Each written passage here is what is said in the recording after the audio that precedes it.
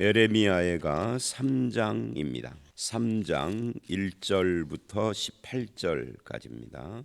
에레미야애가 지난번에 설명을 1장 할 때 설명을 드린 것처럼 매 장이 22절로 돼 있어서 히브리어 알파벳, 히브리어가 자음 모음, 우리나라 그 글자처럼 이렇게 자음 모음으로 돼 있는데 원래는 모음이 없었어요. 모음이 없이 자음만 있는, 이제 우리로 말하면 기역, 니은 이런 것만 있는 거죠. 그런데도 자음만 가지고도 사람들이 읽었어요.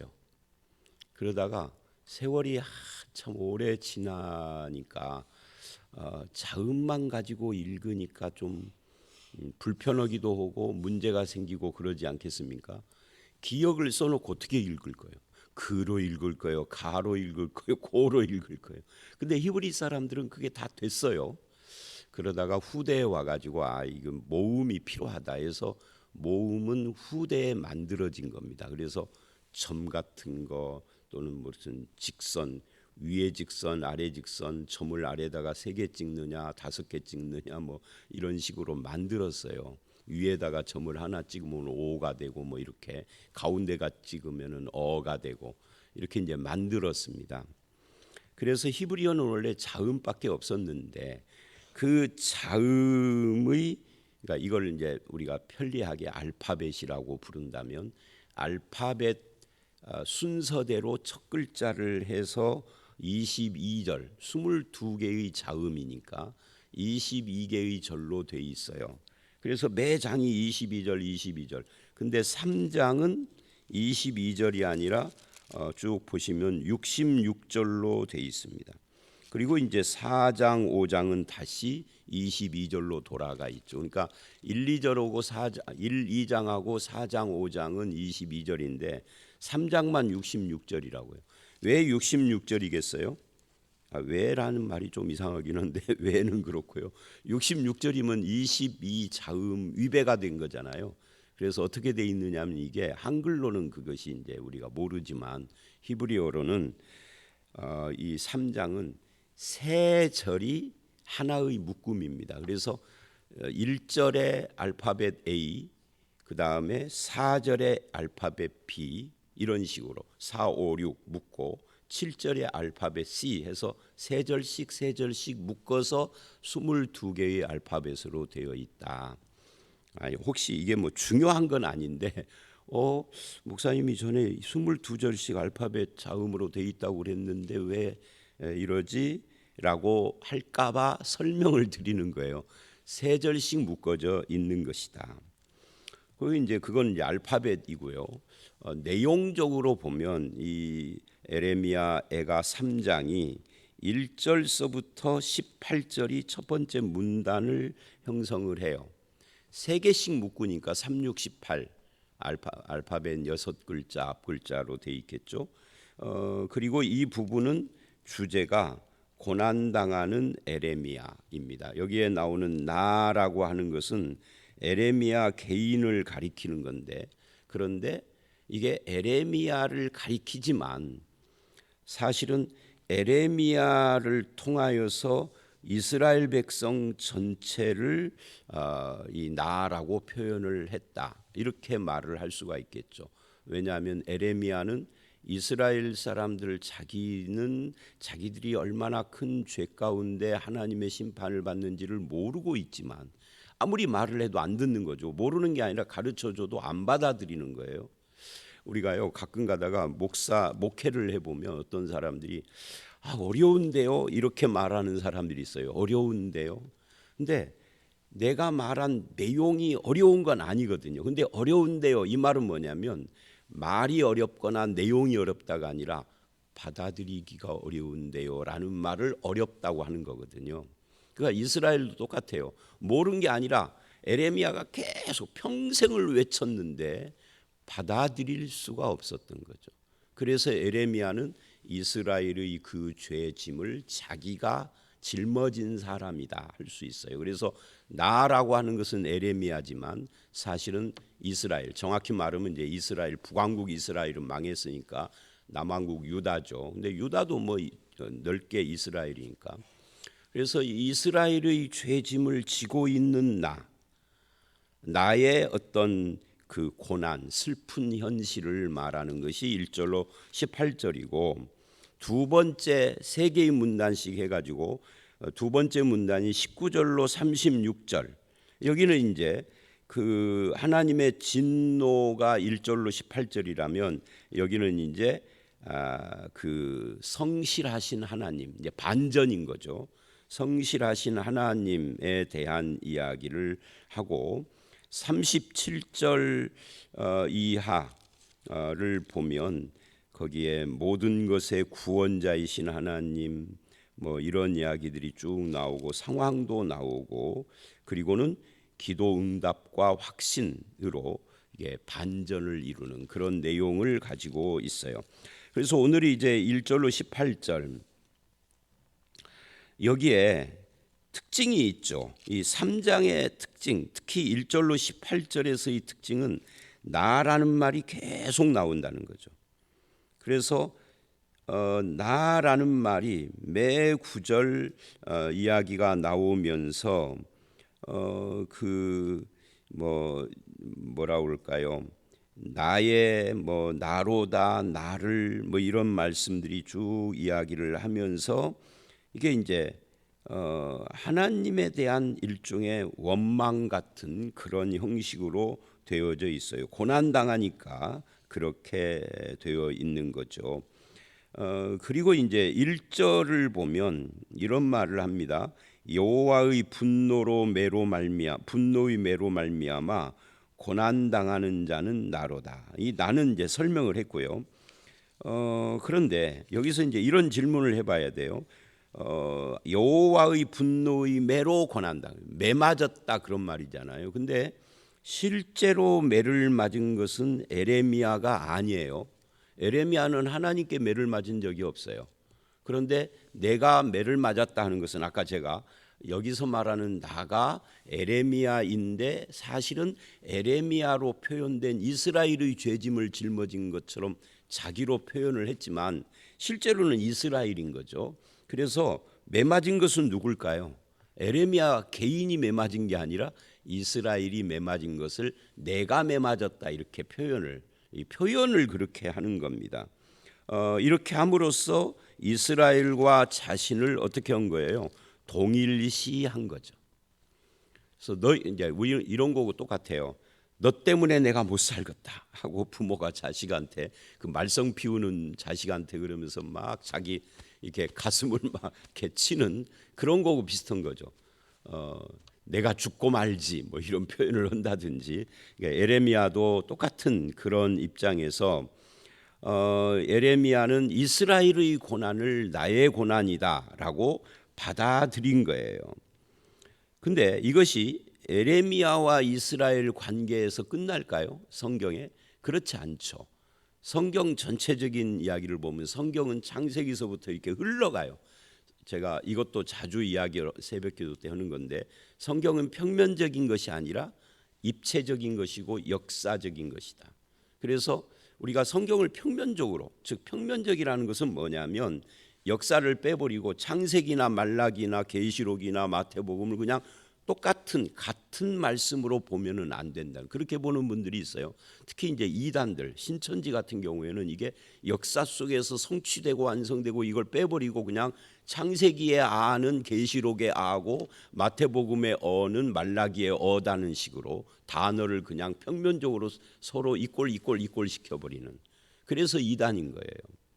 근데 우리들도 성경이 역사라는 것을 잊어버려요. 성경은 역사예요. 그래서 앞에서 말한 것이 뒤에 이루어지고 거기서 예언한 것이 뒤에 성취되고 하면서 발전되는 거예요. 창세기 오고 출애굽기 오고 같은 것이 아니고요. 출애굽기 오고 여호수아 오고 같은 게 아니에요. 출애굽기는 출발인데 여호수아는 들어간 거잖아요. 어떻게 같아요? 같을 수가 없는 거지. 그리고 그것이 더 발전돼 가지고 이사야서에 가면은 완전히 내용이 달라지잖아요. 근데 같은 것이라고 보면 안 되는 거예요. 예수님이 오시면 구약이 성취된 것이라, 예수님이 오셨으면 구약을 보는 눈이 바뀌어야 하는 거죠. 그냥 마태복음이나 출애굽이나 같다라고 말을 하면 안 되는, 그건 역사를 무시해 버리는 거예요. 그래서 성경은 평면적이지 않다. 제가 왜 이 이야기를 하느냐면, 그래서 지금 이스라엘의 고난을 내 고난이라고 이렇게 받아들인 이것이 뒤에 가면은 뭐가 되겠어요? 이렇게 되는 거죠. 온 인류의 죄와 고난을 내가 짊어졌다. 이게 누구예요? 예수 그리스도죠. 벌써 달라졌죠. 발전됐죠. 그래서 그런 것까지 연결돼서 이제 이스라엘의 고난, 이스라엘을 때렸는데 예레미야가 고난받은 것은 나로다, 내가 매맞았다 하는 것처럼 우리들의 죄를 하늘 보좌를 떠나서 성육신하신 하나님의 아들 예수 그리스도가 우리의 죄를 짊어지셨다. 똑같은 이야기예요 지금. 그런데 발전된 거죠. 발전이라기보다는 예수님은 성취된 거죠. 그렇게 성경이 연결된다. 이거를 이제 우리가 신학적인 표현으로 하면 구속사로 성경을 본다 그 말이에요. 구속의 역사라는 말은 역사예요. 구속의 역사. 자꾸만 예를 들다 보면 본문 언제 본대요. 하여튼 예를 들면 창세기 3장 15절에 여자의 후손을 보내리라. 그거 끝나버리면 하나님은 거짓말한 거잖아요. 여자의 후손을 보내리라. 그래서 그 여자의 후손이 뱀 너의 머리를 밟을 것이고 너는 그 발뒤꿈치. 이게 뭐예요? 예수님이 오셔서 십자가를 지신 걸로 성취됐잖아요. 그 예수님이 안 오셨으면 창세기 3장 15절은 이상한 말인 거예요. 그냥 빈말하는 거죠. 권사님 밥 한 끼 하시게요. 이렇게 해놓고 10년째 소식이 없어. 우리나라 사람들 인사말인 거죠.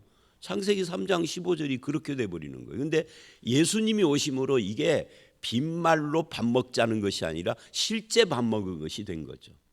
그걸 구속의 역사라고 하는 겁니다. 줄여서 역사의 역자를 빼고 그냥 구속사. 이 구속사의 눈으로 성경을 봐야 한다. 평면으로 보면 안 된다. 이 구속사를 무시해버리는 것이 이단들인 거죠.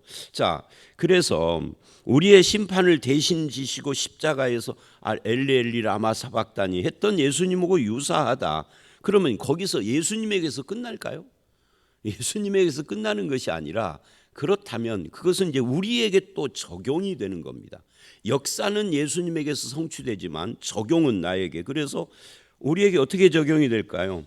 형제의 고통, 우리가 속한 이 나라와 민족의 고통, 내가 속한 이 가정과 또는 교회의 고통과 슬픔과 문제에 대해서 우리가 함께 그것을 감당하고 함께 메고 기쁨도 즐거움, 함께 기뻐하고 이제 이런 것들로 연결이 된다 하는 겁니다.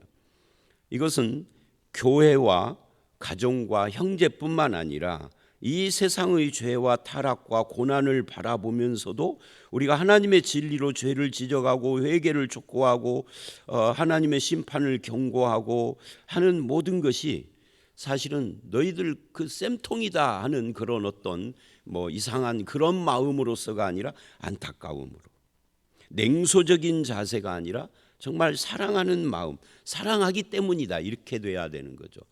거짓말로 사랑 말고요, 진짜로. 그런 연결점을 가지고 있다 하는 그런 말씀입니다. 자, 그래서 1절로 9절을 다시 보시면 여기는 이제 1절 우리가 이미 봤잖아요. 푸른 초장으로 인도하던 이 목자의 막대기와 지팡이, 우리 시편 23편에서 지팡이와 막대기로 이런 말이 나오잖아요. 맹수들로부터 지키고 양들을 인도하던 그 지팡이와 막대기, 그것으로 이제 하나님은 분노의 매를 들어서 지금 에레미야를 치셨다 그러는데 이스라엘을 치신 것이다. 그래서 우리가 우리의 그 삶이 고난 가운데 있습니다라고 말을 하면서 3절 4절을 보면 어느 정도로 치셨느냐 할 때 이렇게 말을 해요. 종일 치셨습니다. 종일토록 손을 들어 자주자주 나를 치시는도다. 요약하면 종일 치셨다는 거죠. 그래서 어떻게 됐어요? 나의 살과 가죽을 쇠하게 하시며 나의 뼈들을 꺾으셨고, 이런 이야기들이 다 예수 그리스도하고 관계돼요. 그런데 그렇게 분노하시는 하나님, 그런 분노의 이유는 뭐고 결과가 뭔가, 뭐 이런 것들을 지금 에레미야가 3장이 말하려고 하는 거죠. 오늘은 이제 뭐 결과 이런 것까지는 안 나가겠지만, 그리고 5절로 7절을 보면 뭐라고 하시느냐면 이래요. 5절, 고통과 수고를 쌓아 나를 애우셨으며, 이게 무슨 말이냐면, 그래서 하나님이 종일 치시니까 내 인생이 고통과 수고로 쌓였다, 이 말은 나를 둘러쌌다 이런 말이죠. 내 인생에는 평안이 없습니다. 늘 고통과 수고가 내 인생을 둘러싼 것 같습니다 라고, 그렇게 마치 고통의 감옥 속에 들어가 있는 것 같다. 에레미야를 그래서 뭐라고 부르죠? 별명이 눈물의 선지자라고 하는 것은 성격이 눈물 많은 성격이 아니고, 어떤 분은 성격적으로 눈물이 많은 분이 있을 수 있어요. 그런데 에레미야는 성격이 그래서가 아니라 이렇게 너희들의 죄짐을 내가 지고 너희는 이 사람들은 이스라엘은 느끼지도 못해. 근데 에레미야는 다 아니까 내가 지고 마치 고통과 고난의 성 속에, 감옥 속에 들어가 있는 것 같아. 그것이 나를 두르고 있는 것 같아. 그래서 어둠 속에 6절, 나를 어둠 속에 살게 하시기를, 마치 그 어둠이 뭐 같아요? 죽은 자가 무덤에 들어가. 우리는 죽어서 무덤에 들어가 보지를 않아서 모르지만 아마 흙으로 덮어놨으니까 얼마나 캄캄하겠어요. 물론 죽은 사람은 못 느낍니다만은. 그래서 뭐 저는 그거는 안 했지만 한때 우리나라 교회에 한참 뭐가 유행을 했느냐면 임사체험, 뭐 이런 것이 유행을 했어요. 임사체험이라는 게 뭐냐면 살아있는 사람들이 이제 교회 여기 앞에다가 일부러 관을 갖다 놓고 그 관 속에 들어가 보는 체험. 나는 그런 걸 뭘 하는지는 모르겠습니다. 뭐 그렇게 가보면은 죽음을 느끼기 때문에 회개하고 뭐 어쩐다나, 하여튼 뭐 의미는 있겠죠. 근데 저는 안 해봤어요. 그런 거고 비슷한 거예요. 지금 내가 고난이 나를 둘러싸서 죽은 지 오래된 자가 무덤 속에 있는 것처럼 그런 상태이단 말입니다. 소망도 없이. 그래서 7절, 나를 둘러싸서 나가지 못하게 하시고 내 사슬을 이게 다 누가 했다는 거예요? 하나님께서 그렇게 하셨다는 거예요. 누구를? 나를. 근데 실제로는 내가 아니라 나로 대표되는 이스라엘. 근데 나는 아는데 그 고통을 이스라엘은 몰라. 누가 지혜로운 사람이에요? 아는 사람이 지혜로운 사람이죠. 모르는 사람, 우리는 뭐 예수 안 믿어도 하나님 없어도 우리는 즐거워, 매일매일이 즐거워. 이 사람들이 미련한 자들인 거죠. 임박한 진노를 못 느끼니까. 이제 그런 걸 지금 7절까지 이야기를 하고 있고요. 8절을 보면 그래서 그 상황이 지금 오늘 말씀은요, 뭐 무슨 문단 나누기 이런 거 할 것도 없이 1절로 18절이 다 한 덩어리예요. 지금 8절은 이렇게 이야기를 합니다. 그래서 내가 부르짖어 도움을 구하지만 내 기도를 하나님이 물리치신다, 안 들으신다. 근데 여기서 나가 누구라고요? 에레미야가 아니다고요. 에레미야인데 에레미야를 총하여서 이스라엘을 말을 하는 겁니다. 이스라엘이 이제는 하나님께 기도해도 통하지 않는 상태까지 된 거예요. 하나님은 애지간하면 기도를 들으시는데 네 기도는 안 들어. 네 기도는 다 거짓말이잖아. 이렇게 지금 하는 거죠. 그래서 외식하는. 여러분 우리가 열왕기하를 얼마 전에 마쳤는데 그 열왕기하의 마지막, 역사의 마지막에 보면 막 성전에도 우상을 해놓고 별짓을 다 했잖아요. 그러면서도 그 사람들 하나님께 기도했을까요? 안 했을까요? 했죠. 했어요. 하나님께 기도를 했지만 근데 그 기도가 하나님은 넌 기도하는 것이 아니야. 너의 기도는 우상 숭배하고 혼합돼 있어서 그건 참 기도가 아니고 안 들으신다는 거죠. 그러니까 저는 개인적으로 그런 생각을 하고 목회도 그렇게 했는데 제가 얼마 전에도 그 설명을 해요. 왜 서부중앙교회 노목사 설교는 새벽기도 낮예배 설교가 40분이 넘는 건 이해가 되는데 그 새벽기도까지 왜 길게 하느냐. 저는 기도보다 말씀이 우선이라고 생각하는 사람이에요. 하나님의 말씀을 순종하지 않고 모르면 기도도 소용없어. 진리를 알고 기도하고 하나님과 바른과 하나님의 말씀을 듣고 기도를 해야지. 그거 소용없이 그냥 내 말만 쏟아놓는 걸 기도라고 성경은 말하지 않아요. 내 말만 쏟아놓는 것은 타종교도 얼마든지 할 수 있어요. 자, 그래서 부르짖어도 듣지 않으시고 침묵하시는 하나님. 9절, 다듬은 돌을 쌓아 내 길을 막으사 내 길들을 굽게 하셨도다. 이 다듬은 돌로 쌓았어요. 그러니까 뭐예요? 이게 자연적이지가 않고 인공적이다는 말은 일부러 그러셨다는 거죠. 하나님께서 작정을 하고 내 길을 막았다 그 말이에요. 그러니 이게 하나님의 이 작정된 이것을 해결할 수 있는 방법이 없는 거예요.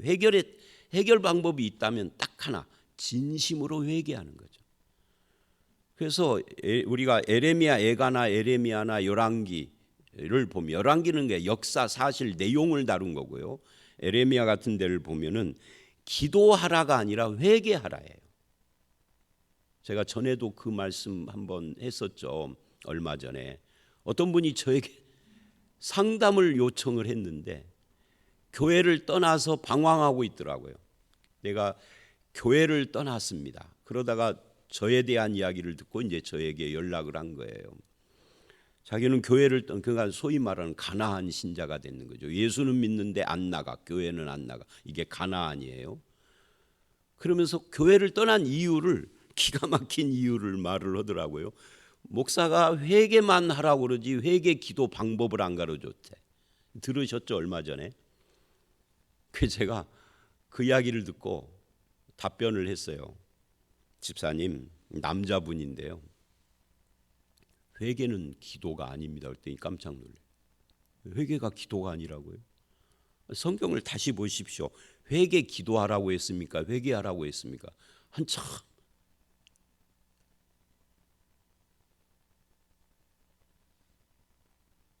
그랬더니 반응이 뭐냐면 회개가 기도가 아니라 회개라고요?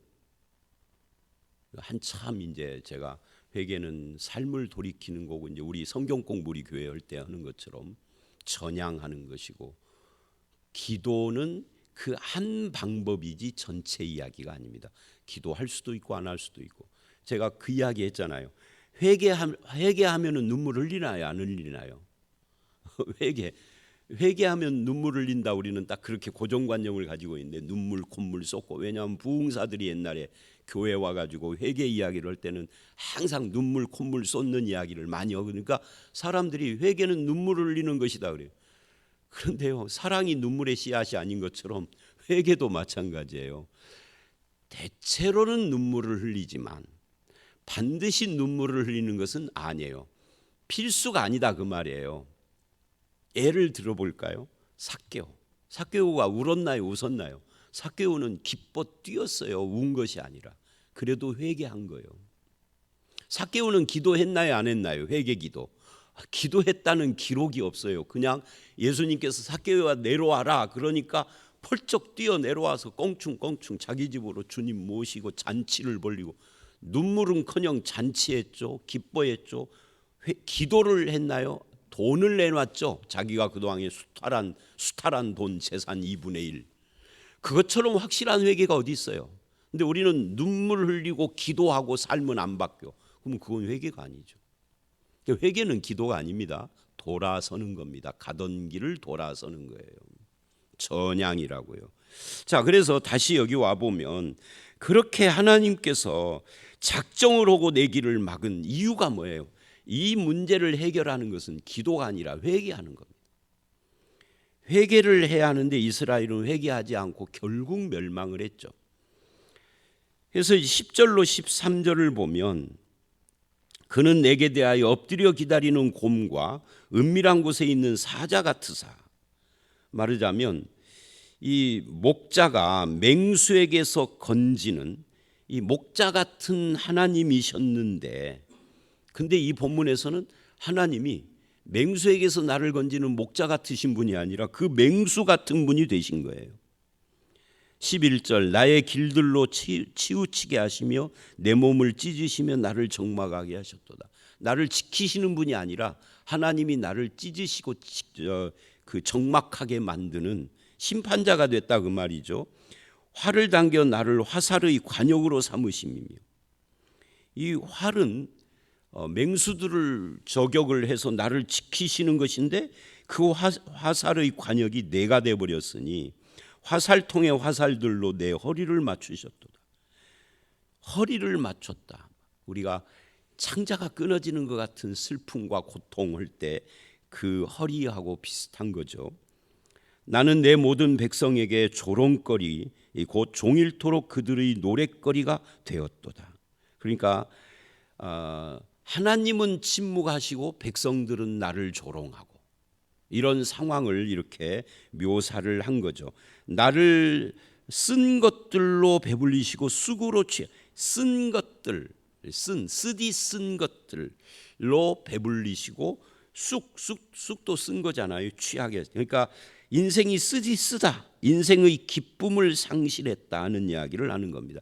이 인생의 기쁨을 상실한 이야기, 이게 14절서부터 18절까지 전체 내용이다라고 말할 수 있죠. 그러니까 10절로 13절은 목자, 맹수에게서 나를 지키시는 목자이신 하나님이 오히려 나를 맹수처럼 찢으시고 나를 화살로 관역을 삼아 쏘시고 그런 하나님이 돼버리신 거예요. 그런데 이제 이 화살이 나중에는 어디를 향하게 되죠? 예수님의 심장을 향하게 되죠. 그게 십자가죠. 나에게 쏴야 할 걸 예수님께 쏘심으로 나를 건지시는, 이제 그렇게 되는 거죠. 그리고 그게 13절까지 이야기라면 14절로 18절은 바로 인생의 기쁨을 상실한 이야기를 하는 겁니다. 그래서 15절 쓴 것 이야기를 하고 16절 조약돌로 내 이들을 꺾으시고, 이게 참 재미있죠. 예수님에게 사탄이 이 돌로 떡이 되게 하라 그랬는데 지금 에레미야는 반대로 이야기를 하는 거예요. 하나님이 떡을 주시지 않고 돌을 주셔서 떡인 줄 알고 먹었더니 내 이빨이 부러졌어. 그런 이야기를 지금 하는 거예요. 그 누가복음 이제 11장의 설교를 이제 11월 첫 주부터 다시 이어서 이제 동사 목사 설교 두 분 끝나면 그렇게 할 텐데, 거기 가면 기도 이야기가 나오는데 거기 이런 말을 해요. 누가, 어떤 아버지가 자식이 떡 달라 하면은 돌 줄 아버지가 있느냐 이래요. 그런데 에레미야는 지금 떡을 주시는 하나님이 아니라 돌 주신 하나님 이야기를 하는 거거든요. 내 인생에 기쁨이 없다 하는 이야기를 이렇게 말을 하는 거예요. 그리고 16절 하반절 재로 나를 덮으셨도다. 이 재라는 것은 고난, 슬픔 이런 것들을 상징하는 거죠. 주께서 내 심령이 평강에서 멀리 떠나게 하시니 내가 복을 내어 버렸으며, 그러니까 말하자면 복을 내가 스스로 발로 차버렸다 하는 이야기예요. 복의 근원이신 하나님을 외면하는 사람은, 그러니까 여러분 하나님을 싫어하는 사람도 복을 싫어하는 사람은 없겠죠. 그런데 사실은 복의 근원이 하나님이시니까 하나님을 내버리면은 스스로 자기 복을 찬 것과 똑같은 건데 사람들은 이걸 모른다는 거예요.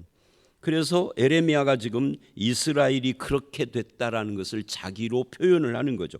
그리고 18절에 결론을 내려요. 뭐라고 결론을 내리느냐면 스스로 이르기를 나의 힘과 여호와께 대한 내 소망이 끊어졌다 하였도다. 여러분, 내 힘과 소망이 뭐죠? 이런 거죠. 시편 18편이 말하는 것처럼 나의 힘이 되신 여호와요. 그러니까 17절과 18절을 묶어보면 복의 근원이신 하나님을 버렸으니 우리의 힘이 되신 여호와도 스스로 버린 거예요. 그래서 스스로 이르기를 나의 힘과 여호와에 대한 소망이 끊어졌다 그러는데 사실은 하나님이 끊으신 것이 아니라 자기들이 차버렸기 때문에 하나님이 끊으신 거죠. 그러나 이제 오늘 말씀은 여기까지지만 내일 말씀을 보면은 여기까지는 하나님이 나를 끊으신 것처럼 보였는데 사실은 하나님은 그래도 여전히 신실하신 분으로 남아 있는 거예요. 그래서 소망이 생기는 거죠. 다만 이제 묵상의 분량 때문에 18절까지 끄는 겁니다. 내일 말씀 이렇게 말을 하다 보니까 옛날에 연속 방송국처럼 내일 새벽에도 나오시라 그런 뜻인 것 같아요. 제가 어렸을 때 주일학교를 다니는데 그때는 TV가 없으니까 주일날 일어나는 것이 어린 시절에 우리가 저희 집이 교회를 안 다녔는데 엄마가 깨워주는 것이 아니에요. 그러니까 주일날 못 일어나는데도 주일날 일어나서 교회를 가는 이유는 딱 한 가지예요. 뭐 예수를 믿었던 것도 아니고 예수님이 누구신지 잘 알지도 못하고 어렸을 때. 근데 그 주일학교 시간에 동화가 끊겼어. 지난주에 재밌었는데 그래서 다윗이 물맷돌을 막 돌리는데 하고 다음 주에 이제 그러는 겁니다. 그 어떻게 됐을까? 성경 읽어보면 다 나오는데 성경을 안 읽어와서 몰라. 요즘 애들은 성경 만화도 있고 해서 교회 오기 전에 다 읽고 오잖아요. 그래서 다음 주에 갈 수밖에 없는 그런 상황. 그러다가 TV가 만연오고 뭐 유튜브가 하니까 요즘 애들이 교회를 안 옵니다.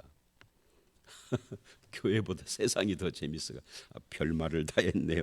어쨌든 여기까지 하나님이 치신 것 같으나 하나님은 내일 말씀을 보면 그래도 성실하시고 신실하신 하나님으로 남아 계신다 하는 이야기입니다. 자, 오늘 말씀 매맞은 것은 이스라엘인데 에레미야가 내가 맞은 것처럼 그렇게 표현을 하고 그리고 이것을 훗날 예수님이 우리의 죄짐을 짊어지시고 우리 대신 죽으셨다. 이렇게 연결되는 겁니다. 저와 여러분 이런 하나님 앞에서 기도도 중요합니다. 그러나 이 하나님 앞에서 회개가 먼저예요. 회개하며 기도해야 하는 거죠.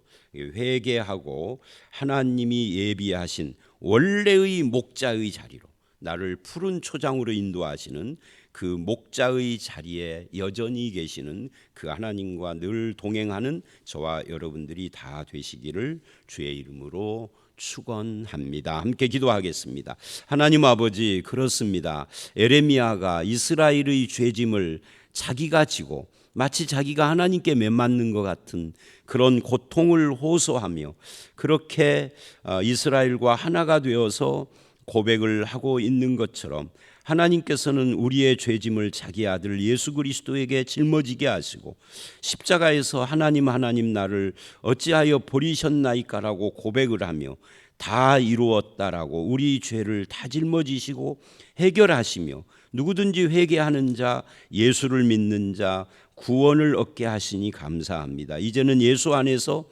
나의 목자이신 하나님이라고 나의 힘이 되신 여호와라고 고백하는 저희가 되게 하셨사오니 이제 말씀 따라 하나님과 동행하는 그런 삶을 살게 해 주시옵소서. 오늘 이 하루도 주님과 동행하며 주의 그 신실하심을 따라 살아가는 저희가 되기를 원하오며 예수님 이름으로 기도드렸사옵나이다. 아멘.